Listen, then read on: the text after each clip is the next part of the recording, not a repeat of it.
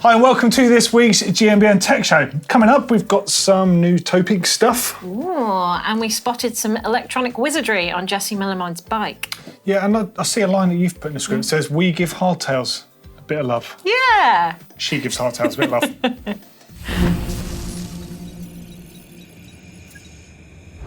Well, don't forget to like us if you're a regular, and don't forget to subscribe if you are new, because we talk about stuff and we give out the news every week. So hit notifications. And the topic this week is all about hardtails. I've basically been riding one for the last month for the sake of a video, you know. Next week. She wouldn't do it normally. I really wouldn't, actually. I love full susses, and I kind of wanted to prove myself either right or wrong to see whether hardtails actually make you a better or a faster rider. So I rode it for a month, and the feature is out next week on Sunday, 21st of August. And it had some really interesting results, and I'm not going to spoil it. I'm not going to talk about it today, but I just thought I'd give a bit of love because I kind of enjoyed it. In a weird way, it was terrible, but in a good way as well. It was like a sort of a pleasure, pain, love, hate kind of thing. You've had the benefit of riding full size for quite a long time now. I know you used to ride hardtails, but it's amazing how fast you can forget about hardtails if you're not riding them. I did, yeah, totally. Excuse the expression, but they literally kick you up the arse when you first get back on them, and you're like, what the hell is going on? I've forgotten how to ride. Yeah. So it's always going to be a good thing, swapping. Yeah, the first time I went out for the shoe, and then I went for a ride with Rich after work, and I got home and I had to have a nap. I was knackered. I was absolutely knackered. My entire body hurt, and it took me a while to get over that. But after a while, I kind of felt a little bit smug about riding on a hardtail, like I was underbiked, and I felt smug about keeping up with people. Feeling. So so I just thought I'd sort of talk about some of my favourite hardtails, because I feel like I'm part of a club now. I feel like I'm part of a club, and I just keep noticing everyone on hardtails, and I'm like, that's cool, that's cool. And I just noticed Fedco has a Crankworks build at the moment. Ooh, yeah. Check this out. It's a YT Dirt Love, so they're still keeping the 26er chromo slope style dirt jumping frame alive. And he's got this fresh Crankworks specific paint job for Whistler. There's quite a few that do that sort of thing. Pretty cool, isn't it? I love it when they do that. And then, obviously, recently, Cannondale brought their hardtail back, the Scalpel hardtail, which you hated. I think you weren't a big fan of it. I wouldn't say hated. We had a bit of a debate about whether it should be there. The Scalpel part is very cool. Yeah. Great piece of design. And it's a beautiful XC-looking bike. And then fellow influencer, Matt Jones, he is no stranger to the hardtail. He's had the Marin Alcatraz a few times, custom painted. We've got some, check out these paint jobs, Doddy. We've got that's some. St. Quentin, that's nice, isn't it? Beauty. Really nice. Like do you know what? Lightning so effect. Marin are really on it with their paint jobs and stuff, not just on those, on loads of bikes. We'll go off topic here, but they're doing lots of good stuff at the moment. Yeah, and that's another thing I wanted to say. Like, although he gets custom rides, I always find myself really drawn to the Marin hardtails. They go in with that sort of Miami colours and that I just really like. Really, and just one of my all-time favourites was Jill Kintner. I mean, she's got a special place in my heart. She is the Queen of Hearts, and she got the Queen of Hearts custom paint job on her Norco Rampage build for Whistler in 2019, where she was crowned Queen of Crankworks for the 5th time in a row. She's an absolute legend. I think she's won more gold medals at Crankworks than any other athlete. You probably proved me wrong there, but she definitely did it one year. And she's just a legend, and I think that bike suited her down to the ground. Absolutely. One of the nicest people in cycling, full stop. In fact, her and Bryn. Definitely. Power They're couple. Amazing. Do you know what? You asked me about some favourite hardtails for me, and, well, I've kind of got to go old with it, haven't I? Because the old tap thing. Sure. The last hardtail I had that I really, really, really loved was a Yeti Dirt Jump hardtail. Now, it wasn't Yeti Blue, it's just an aluminium frame, but had those lovely looped stays on it that older bikes had. Now, this, I don't know the time, I'd say 2006 for argument's sake. And this is when I was working at MBUK. And do you know what? I don't know what happened to the bike. Because at some point, I stripped the frame down, put the stuff on another frame, and just hung it up in the workshop. So someone who worked at MBUK, past or present, has had that away, and they're having a good time at it. Which is a bit sad, actually, because it's a really nice frame. And my old Curtis SX24. Oh, I love a Curtis. Curtis Bright, Wiltshire brand, I think, they're Wiltshire-based, originally yeah. anyway. They used to make motorcycle frames. So Brian Curtis started doing that sort of 50 odd years ago. So they're celebrating 50 years this year. And my frame, I mean, I've still got it. It's in a bit of a state, but I will sort of resurrect it. Chances of riding it ever again are minimal. You imagine me on a 24-inch wheel bike? Not really going to happen. But the bikes were absolutely beautiful. And they make some really nice alternative bikes now. Lovely Philip brazing, some of the nicest you'll ever see, actually, from Gary Woodhouse, who puts the bikes together there now. Unbelievable at making them. And do you know what? Just even thinking about that makes me more interested again in hardtails. Because, there's lots of hardtails. The Scout is a fine hardtail. But when I talk about hardtails, I always think of like the handmade sort of angle. Yeah. And that, to me, is quite special.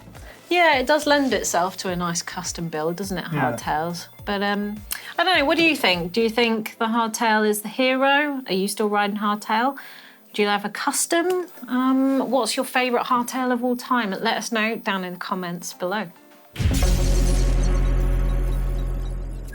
Okay, into news then, and Topeak have got some more new tools out. Like, I literally cannot believe what this company does. They're like, every day it seems to have a new board meeting, and they're like, oh, we need to do 20 more tools this week.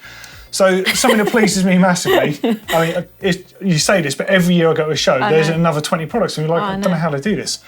So for the first time, they're doing, unless I'm wrong, what I think the first time is done workshop spec tools, which is really nice. So I saw a really nice torque wrench when I was at Eurobike, and this is obviously from the same range. So I've got a torque combo and I've got a hex combo made using like S1 tool steel on them.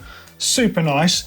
Now, I've had this old Park Tool one for a long time and it's getting a little bit tight, but that one could be a little replacement for me because it's got an 8mm on there, which is great. So the hex one does 1.52, 3, 4, 5, 6 and 8mm bits.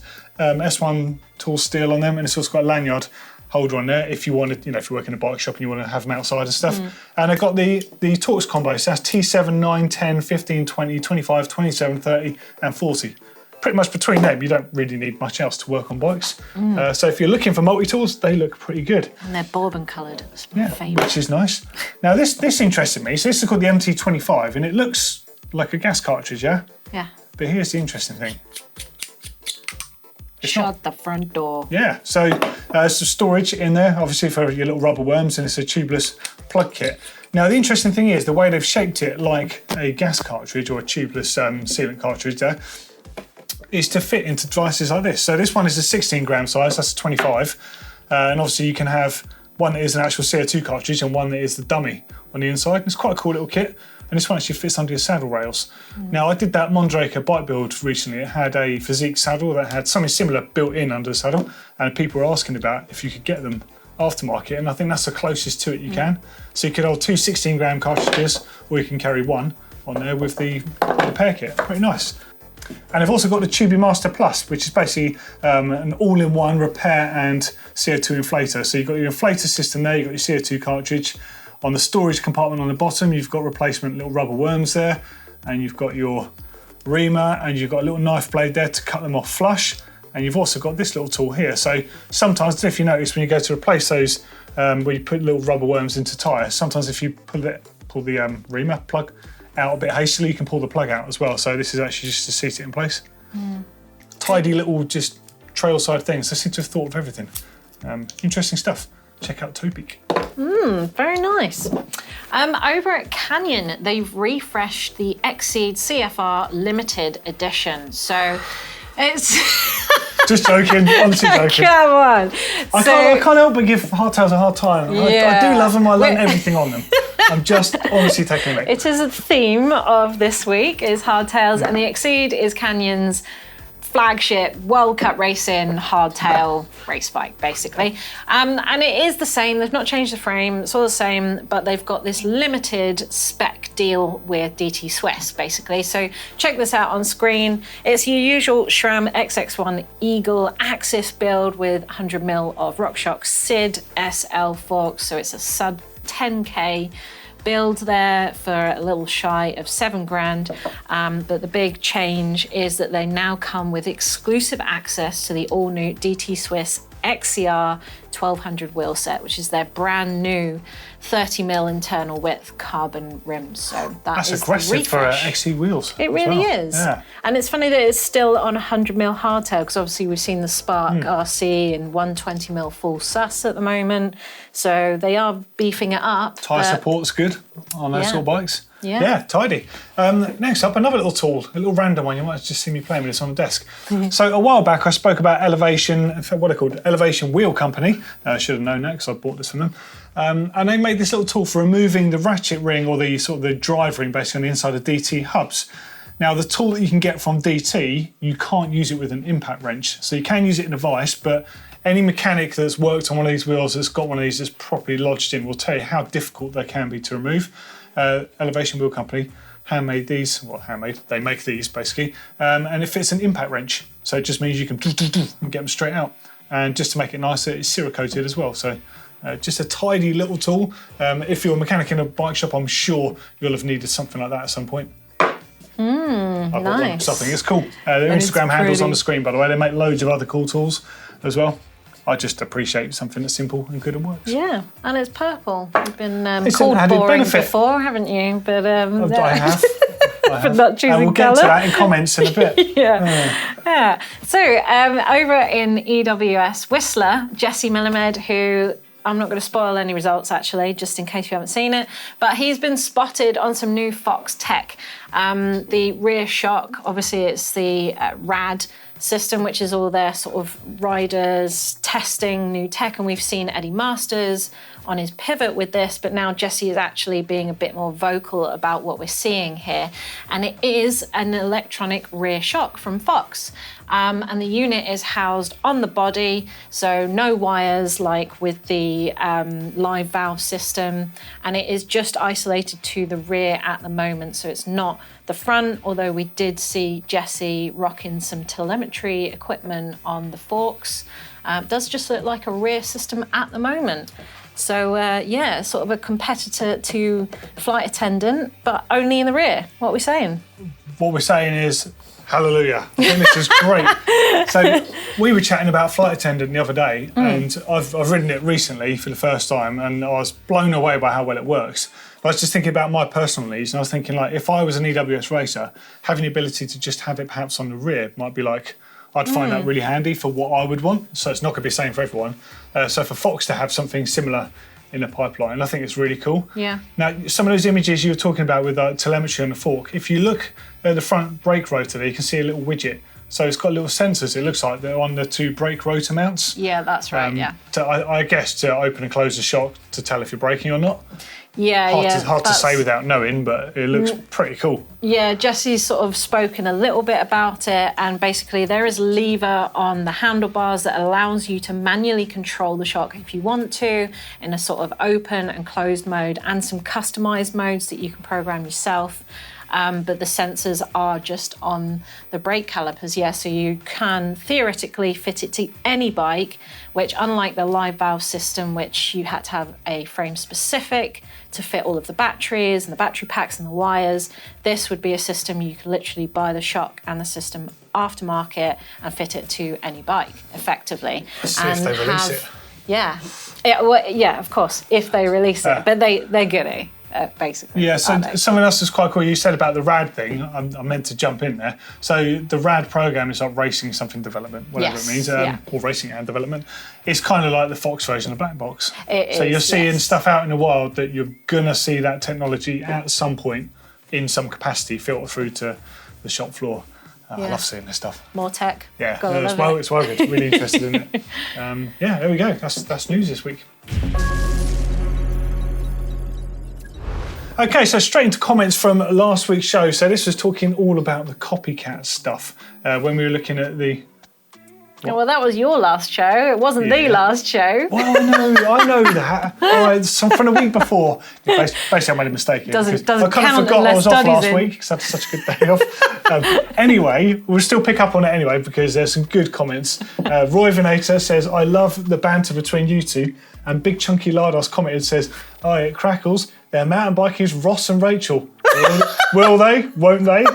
Great job there, guys. Big fan. Well, yeah, you never know, do you? But all I'm saying is, Shawstick, And it's not me. Shawstick88 says, those fork bleeder valves, they're not a new idea. They've been around in motorcycle forks for decades. I don't see how it's paintable at this point, as adding to bike forks seems like a natural evolution more than a development. They're also not new in biking in different forms. For example, if I can even see the port, that's the grease port. Somewhere else on here there is a port, and they say atmospheric balanced. This is a fork from, I don't know if it's 90 or 91 on this issue. Essentially just had a hole in them for the air to just come out. And various brands, DVO have had something similar on their forks. Many brands have experimented with it. But let's not get too carried away with this, because we did say at the time, it's not a case of like the Fox crew are having a go at Rockshox crew. It's way more complicated than that. You've got patent lawyers and that, they're just protecting the brand. They don't know anything about the product. They are just like people in suits that do certain specific jobs. They're nothing to do with people that love bikes, and you'll probably find that all the design teams now are all fairly similar. They all talk to each other. They all know what's going on. Marcus Nesbitt says, I'm a Doddy on the flight attendant. It's to make long travel bikes climb better. Yeah, well, you picked out the one that agreed with you. Well done, absolutely, you. I did. And Danimal says, I've got a hypercracker, never knew what it was called. Used it a few times on a trail, works like a dream. Unior make a smaller version. I'm not sure if it's usable. What's a hypercracker? So I don't know how we got into the conversation of it. I think I was showing off some old magazines. So you imagine if you're a bike packer and you're out on a trail and for some reason you need to get your cassette off. Normally, portable thing, yeah. And it basically fits on, you put your wheel back on the frame and it uses your chainstay and your pedal to undo the cassette. Yeah. And this guy's got one. Yeah, which is quite cool. There is someone still making portable ones. He's just said Unior make one, so I didn't know they did. So I'm gonna have to check them out, because if it does work, it's just a brilliant tool to have for long distance trips and stuff. And you'll like this last one that's coming up. So, in fact, actually, there's one more comment from Alan Bryant. Says, I think a law should be brought in regarding e-bikes. If an e-bike user spots someone struggling up a hill on a non-assisted bike, then it's a legal requirement for them to tow them up. A little bit harsh. I mean, I find it funny, but also, I'm sure you'll agree with me here, for once maybe, struggling up a hill is like a rite of passage. Don't give me that faux machismo thing where you have to suffer for your sport. You don't have to suffer, but it is. You still have to suffer sometimes to appreciate just how good the descents are. All right, I don't know about maybe I wouldn't agree with you on that. All right, well, the last comment from JW says, Anna, ignore Doddy. Go with a purple chainstay protector for a Scout. Doddy's just too boring to appreciate your style. Oh, yeah, and you've just proved you're not boring with a tool that is purple. You ain't seen my shirt collection, mate. That's all I'm saying. We got any images of that? Yeah, we have. I'm not going to use them, though. People will use them against me, I'm sure. They will, won't they? But seriously, thanks for commenting, as always. I'll pay more attention and put the comments in from the previous show rather than 2 weeks next time. We're just going to gloss over the fact that Blake was here. I did just have a look at that stuff, to be fair. Loads of good car chat on there, actually. Didn't realise that's what you were going to chat about. It's quite cool. I need to watch the show. Sorry, Blake. Thanks for filling in for me. Okay, we've got time for some rewind action as well. So if you have anything old, be it bikes, kit, old magazines, anything you fancy sharing with us and the GMBN Tech community, please do get involved. There's a link to our uploader right here, and there's another one down there somewhere. You click on that, go through, tell us about yourself, what it is you have, and show it off, basically. So the first one this week is from Tim, and this is quite cool. I think this might be the same Tim that commented. It's a hypercracker. It is. Oh, is it someone else? Danimal has the hypercracker, and Tim's got a hypercracker as well. That's amazing. Well, this is authored. I don't think Danimal's name is actually Danimal. It might be called Dan. I'm just guessing. Maybe. I don't know. Anyway, I just like saying the word hypercracker. It's cool, isn't it? So in case you're wondering what the heck we're talking about, it's when you remove a cassette from a bike, you need two tools. Well, three tools technically. You need a chain whip, you need the socket that goes in to undo the lock ring, and then you need a spanner or something, basically like a vise, to undo that. Now, what this does is it fits in place of where you put the socket, then you put your wheel back in the bike, and the actual unit sits up against the chainstay. You then pedal the bike and it will undo the cassette. So if you're out on the road and you don't have access to tools, for example, if you're bike packing or traveling, for example, that tool was genius, although it just hasn't sort of traveled with the time. So we've been tipped off though that Unior and some other companies make modern day versions. I'm definitely going to look at them because I think it's an excellent idea, and I don't know why I don't have one, to be honest, but that's super cool to see that because it's ancient. I don't even remember when they first started making them, but early 90s, I think. And the next one is from Kai in Ontario in Canada. Customer brought this bike in for a tune-up. He told us he had this thing for years, never really rode it. Asked us if anyone would be interested in it. And he said, yeah, I bet there's a few. Yeah, AS3 Yeti. So classic old frame, that one. So single pivot there. It's got McPherson strut style shock design, going straight in with a seat stay pivot down the back there. I mean, it's pretty iconic, to be fair. Manitou blacks on there. A selection of goods on there, so it looks like you might have butchered an old Trek or something, judging by the Bontrager cranks, stem and Tytech seat post on there. But hey, that's worthwhile. Get rid of a Trek to put a Yeti frame in. Sorry, Trek. But yeah, very cool. And something that pleases me looking in the background as well is standards we don't have to worry about. There's a 2016 Derailleur hangers poster in the workshop. That's so My cute. God. Yeah, but do you know what? That's what it was like. Yeah, I know. Remember, like, you bend one and you go to the bike shop and they're like, which one of these is it? And they show you a poster with about 50 of the things on. So I've got to say, massive shout out to SRAM for doing a universal rear derailleur hanger, because someone's needed to do that for so long. If everyone can start using because you don't have to have all of those parts, you just have one, which is great. But thanks for sharing that with us. And the last one is from Florian, who just says, home office man cave. Just finished this old Rocky Mountain with mostly period correct parts, including Suntour XC Pro. Lovely stuff. Cook's CQP cranks, tune hubs on there, Mavic ceramic rims. Originally a mid-tier DX bike. I've gone a bit overboard with the early 90s decking out. But this is how I would like to have been. Control Tech stem, classic flight saddle on there. I mean, those cranks are absolutely beautiful. I don't know what it is, but I do really like that. And in where I used to work, we had a Cook's bottle opener that was lovely. Made from it. You've seen the snowflake wheel pattern on the front? Yeah. So I've never built one of those. I'd kind of like to try and build one just for... But I remember the other mechanics I used to work with, you'd get the odd retro customer come in, they'd be like, yeah, can I have a snowflake wheel? And literally people would scatter. So no one wanted to build them. I'm not surprised. Bit of a nightmare. But yeah, I mean, unbelievable condition on the bike. Really, really nice to see. I don't know what the tyres are on there. They're familiar, but I'm not sure. But hey, it looks great. Lovely to see that. And nice to appreciate it. And you obviously appreciate the form of the bike, and you don't want to ride it because it's an old bike, isn't it? So hang it up on the wall to look nice. Best left as a memory, anyway. Is where they belong. Yeah. But hey, it's a lovely looking bike, and thanks for sharing that with us. Okay, it's bike cave time, where we snoop around your shed or your cave and have a look. And our first uploader is from Vincent, and from New Jersey as well. And I just sort of like this one because we're actually snooping into his toolbox. And I love a good snoop around a toolbox. And look at those like almost floor to ceiling toolboxes on the left of the cave there. And then we have a nice little snoop in here. He's got all of those spanners that I never use from Park Tool. You mean cone spanners? You don't need them anymore, to be fair. No. I actually said something bad about cone spanners over there. I said good riddance to them. Did you? Because you don't really use them anymore, but I didn't mean it that harshly.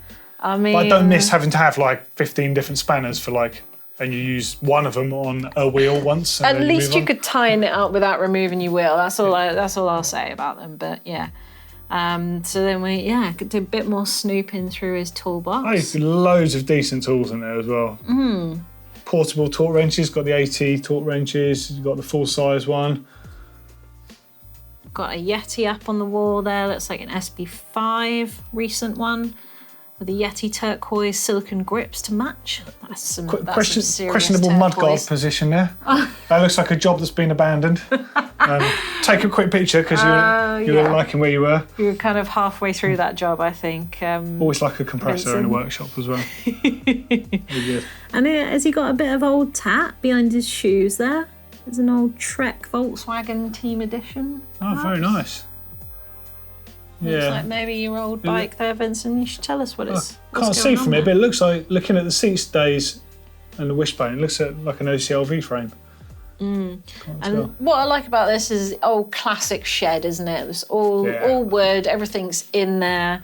And it's quite the stark contrast to our next one, which is Mark, who has got the sort of modern vibe going on here, fully painted dream home bike workshop. Basically, he's updated his work cave. All of his tools are perfectly lined up. Like, look at that. Yes, Mark. Oh, he's got Gravedigger as well. Yeah. Oh, I'm going to have to show that Dustin. He'll go mad for that. No, he's got Is that a Traxxas radio control cars? I think so. You've got some toys. Sorry. And look at all of his storage as well. He's got pretty much every park tool possible. He's even got a wheel dishing tool up there. This guy is serious. This is not got a beer fridge as well. Suggest he spends a lot of time in the workshop. I'm guessing this is a little bit of a side job, at the very least, because that is a serious workshop. That's the amount of bikes in there as well, racked up. Yeah. I reckon you're either a like a World Cup mechanic, maybe, or you're doing it on the side. Yeah. Either way, that is a stunning setup. That's a full pro spec, isn't it? This one. Very definitely. I'm very, very envious. Great photos as well. I know. He's a man after your heart there, yeah, isn't he? Yeah. Tools and photography. I do like the little beer fridge. I wish I had room for a beer fridge in mine. I mean, it's next to the kitchen, so I can't just like go into the kitchen and get one. But and that bike storage there's so much space in there. So yeah, nice work, you guys. And don't forget, if you've got a bike shed, either old school style like Vincent or modern like Mark, then don't forget to upload it into the uploader. The link is in the description below. And share it with us, and we can have a look and fantasize over what ours should look like. You're going for a remodel at the moment, aren't you? I am, yeah. We've got some planning permission in to do a bit of a bigger job. Yeah, Looking be good, that. but that's going to cost a bit of money if it gets approved. So we'll worry about that another time. But hey, that's the end of this week's show. Thank you everyone for watching. Thanks for supporting us on the channel. Let us know what you think in the comments as per usual down there. Give us some love, give us some nice abuse. Minor bants. Yeah. Yes. None of that friends nonsense though. Thanks for watching. See you later. Bye. I just totally forgot. I've got this massive box of stuff turned up. I meant to put it on the show, but it literally turned up before filming. So all I'm going to do is de-mic'd. I know, it doesn't matter. I just have to show you a few things from in here. Why are you so excited? Because this is 5 dev stuff. Look at this stem. What? Look. Do you think maybe titanium stem? So we're going to put this on the show properly next week when we've gone through it all. But that is just do we want to show them this, or should we make them wait till next week? Don't show them that, but I will show you a chain ring that came in there, and we'll go with this box. Wait. Do you want to show them now? Sure. Wow. So you'll probably remember me going crazy looking at these things at Sea Otter. They were on Nico Mullally's bike. I didn't actually get around to seeing the stem in the flesh. That is just stunning. We've got loads of stuff here to talk about. We're going to run through these on next week's show, but I just had to show you. Just you know me. He's very excited. He's got a new bag of sweets. Tune in this time next week to find out.